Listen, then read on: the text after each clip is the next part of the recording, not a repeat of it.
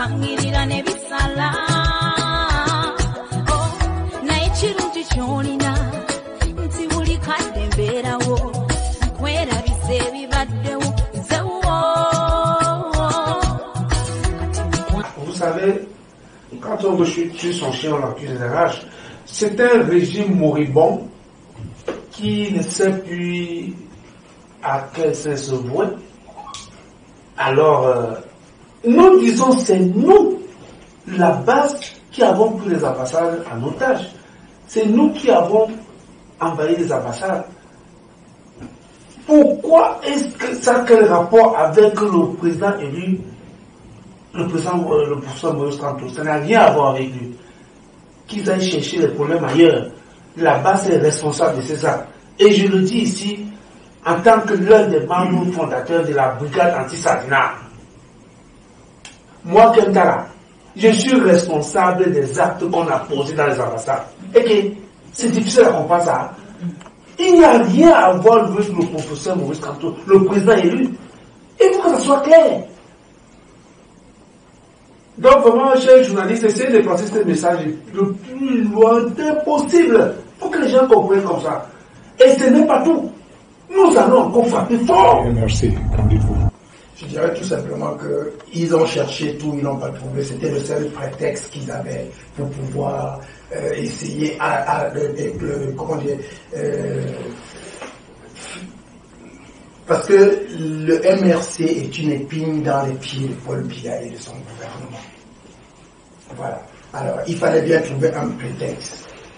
Et le seul prétexte qu'ils ont trouvé, c'est celui-là. Mais en réalité, nous n'avons rien à voir avec le MRC. Et nous ne sommes pas prêts d'arrêter nos actions. Au contraire, nous sommes tout au début de ce qui va se passer. Nous sommes tout au début de ce qui va se passer. Et nous n'avons pas besoin de Maurice Kamto pour cela. Nous n'avons pas besoin de Maurice Kamto pour cela. Nous voulons le changement au Cameroun. Et par tous les moyens, nous allons apporter ce changement au Cameroun. Il est vrai que nous avons aujourd'hui un homme politique qui incarne la force, le courage et tout le reste. C'est-à-dire qui fait en sorte que tous les Camerounais aujourd'hui soient dehors. C'est Maurice Kamto. Donc, je n'ai pas honte de dire que je le soutiens sans être merci. May I just emphasize that the Basque Brigade Anti-Sardina has nothing to do with MRC. First of all, we recognize that Professor Maurice But we have been hearing people saying you are the tool from CRM. The last thing with the embassy in Paris. That's the only argument they have because they've got nothing else to present. So, as I was saying, we have nothing to do with the MRC. However, we recognize that Mr. Maurice Kamto is the legal winner of the last elections in Cameroon. That's why we support him to be the next president of our country.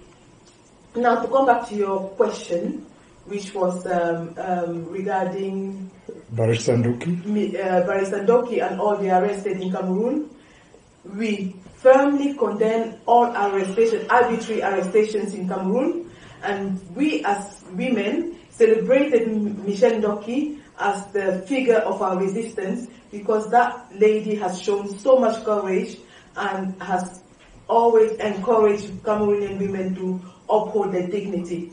Having said that, we will fight till the end. We will fight with all the tools we've got to make sure that justice is reinstalled in Cameroon and all political prisoners are released without any condition.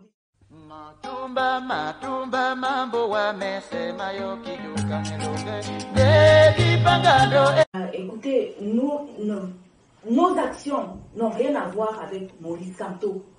Mais moi, ce que j'apprécie sur son programme, c'est la construction du Cameroun.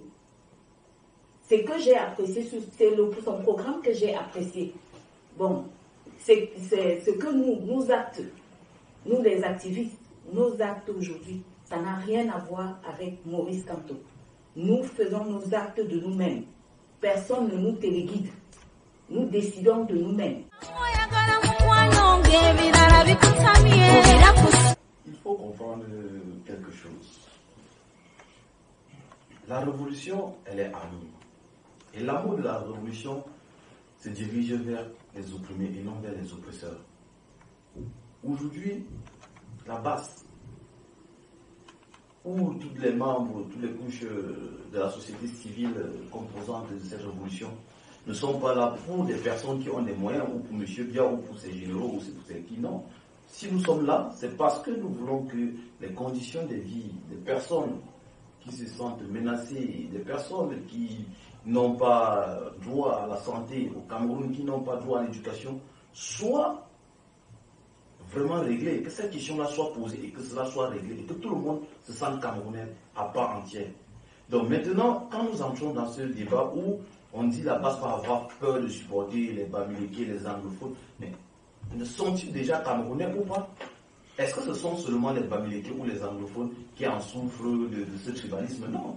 Au nord du Cameroun, on voit ça. Donc c'est quelque chose qui est étendu sur le territoire et que même au sein des Boulous, et on ne va pas se leurrer, il y a des Boulous qui souffrent de ce mal aussi. Parce que c'est la ministre de la colonne vertébrale de M. Bia ne veut pas dire, ou ses idéologies ne veut pas dire, toute la population Boulou accepte ces arguments-là. Non. Les Boulous aussi, ils sont parfois prisonniers de ce système ou prisonniers de cette manipulation, mais ils n'ont pas le choix. Oh, non, de toute façon, c'est le seul, c'est le seul jusqu'aujourd'hui qui s'est levé. Je vous ai dit, c'est un mal qu'on avait dans le cœur, dans le ventre. Nous, maman, nous avons assez pleuré. Nous avons pleuré derrière notre cuisine. Nous avons pleuré en versant nos enfants. Nous avons pleuré en faisant la cuisine. Alors, le seul qui nous a fait nous lever, c'est Kanto. Les autres, on a vu, ils sont partis, ils ont joué leur jeu, ils sont partis. Moi, j'aurais voulu que d'autres personnes se lèvent, je devais rentrer dans la danse, mais le seul qui s'est dit, il se sacrifie pour nous et qui est aujourd'hui en prison, c'est Kanto. Comment ne voulez-vous pas qu'on dise qu'on se rallie derrière lui? Je n'ai pas une carte de RMC. Au départ, je ne faisais pas la politique, mais à force de dire je ne fais pas la politique, elle finit par nous faire. Parce que dans cette crise au Cameroun, ce qui me fait me lever, j'ai perdu une sœur à 33 ans. 33 ans dans les mêmes conditions que Koumateke.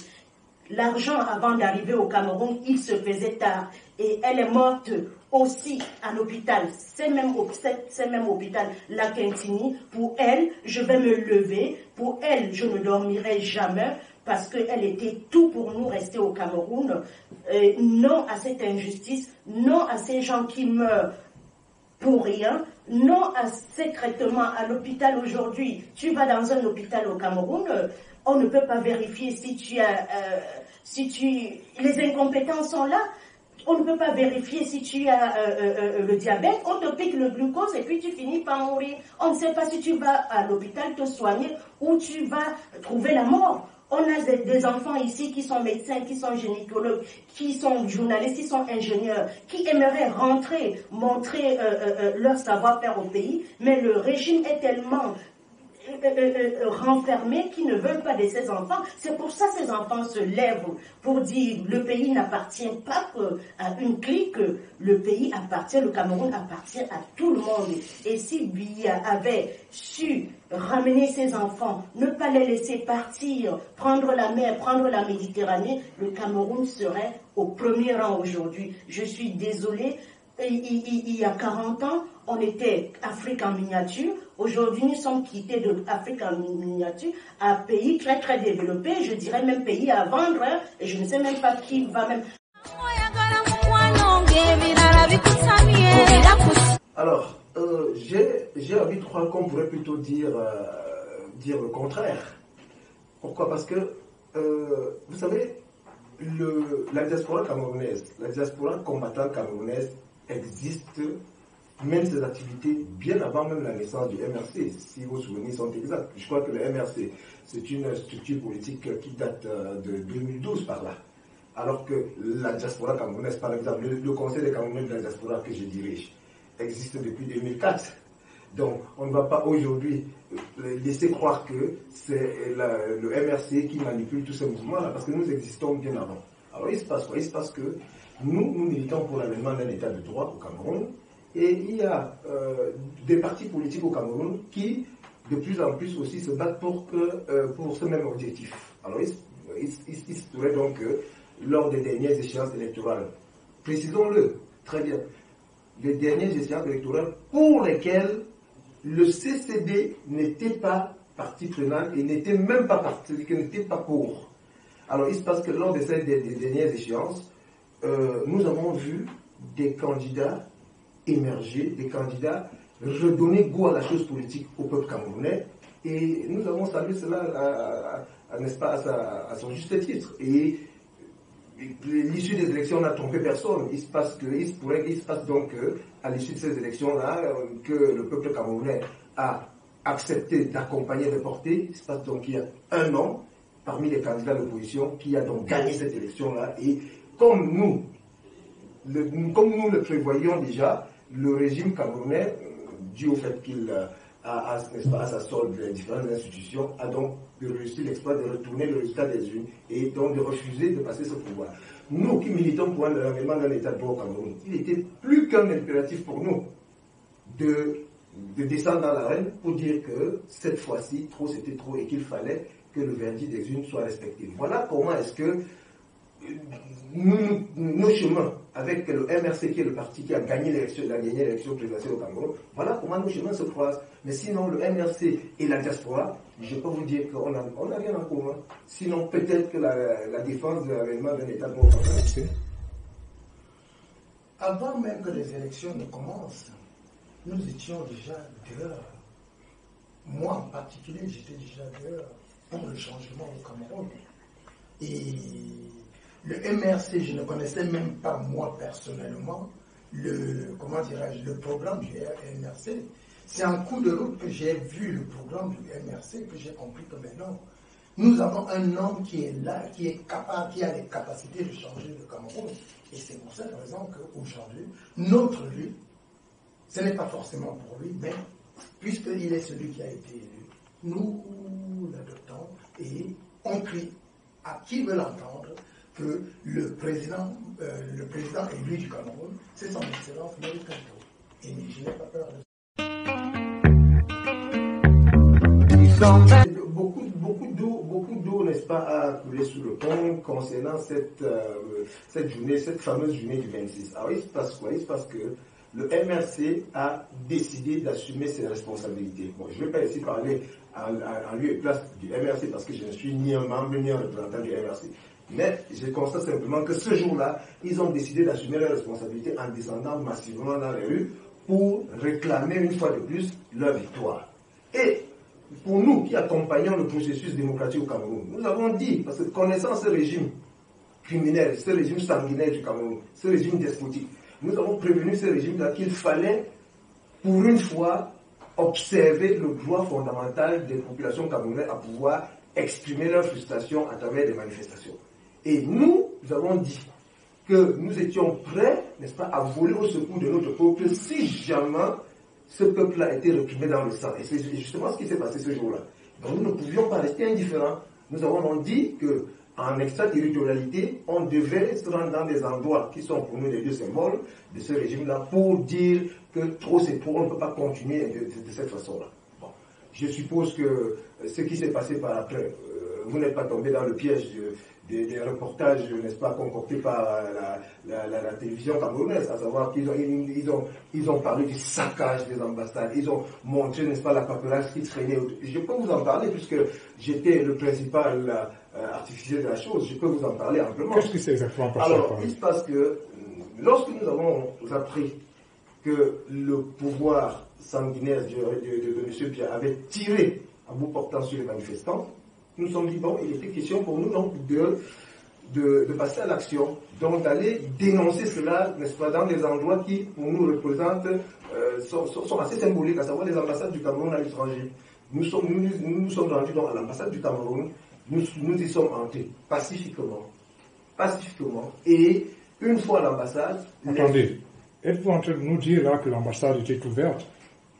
Alors, ce que vous ne savez pas, et je pense d'ailleurs que les débats sur les différents plateaux des chaînes camerounaises l'ont démontré, il y avait certains responsables de l'ambassade à l'ambassade ce jour-là. Sur les plateaux de télévision au Cameroun, on en a parlé. Il y avait certains responsables de l'ambassade ce jour-là à l'ambassade. Et donc, nous sommes bon. Curieusement, on les a plus retrouvés quand nous sommes entrés. Curieusement, je ne sais pas trop comment ça s'est passé. Mais nous sommes entrés à l'ambassade assez simplement. On a même comme l'impression que c'est eux qui ont œuvré à laisser même les portes ouvertes. Parce qu'on n'a cassé aucune porte à l'ambassade, tenez-vous bien. On n'a cassé aucune porte à l'ambassade lorsque nous sommes entrés. Il me souvient que j'ai vu un mouvement assez suspect, un officiel de l'ambassade, un diplomate qui voulait sortir et qui a repoussé chez moi. Je l'ai vu. Bon, par après, je ne sais plus de quel côté il est passé. Mais ce qui est sûr, c'est que nous sommes rentrés à l'ambassade sans défoncer une seule porte. Et il se passe quoi? Il se passe que on vous a montré la paperasse qui traînait ça et là. Non, attention. Lorsque nous entrons à l'ambassade et que les centaines de nos compatriotes nous y rejoignent, les CRS, la compagnie républicaine de sécurité, dont les agents de CRS et les gendarmes du GIGN sont appelés en renfort. Ils viennent par centaines, ils étaient plus de 250 gendarmes et CRS. Ils ont assiégé l'ambassade. D'abord, ils ont coupé le groupe de manifestants en deux. Ils nous ont isolés de ceux qui étaient à l'extérieur. Ils les ont éloignés le maximum possible avec les gaz lacrymogènes. Et ensuite, ils ont bouclé l'ambassade parce qu'à l'intérieur, nous étions pratiquement 250. Ils sont rentrés en nombre conséquent. Ils étaient, j'évalue le nombre à 200, voire 250. Alors, il y en avait autant pratiquement que de manifestants. Ils ont pris d'assaut tous les états supérieurs de l'ambassade du Cameroun. Bon. Avec tout ce que ça comportait comme vacarme, mouvement, intempestif, les courses, ça et là. Et les gens pourraient se réfugier dans les bureaux. Et quand il était question d'évacuer les uns et les autres, dites-vous bien que ce n'était pas une partie de plaisir.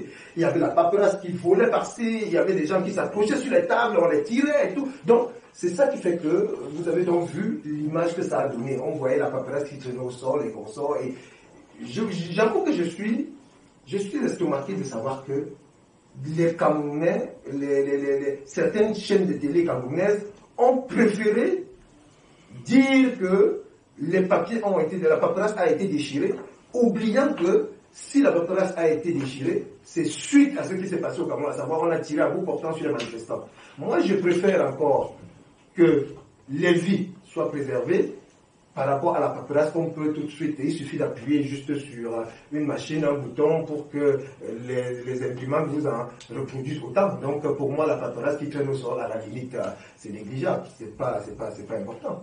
Rapport...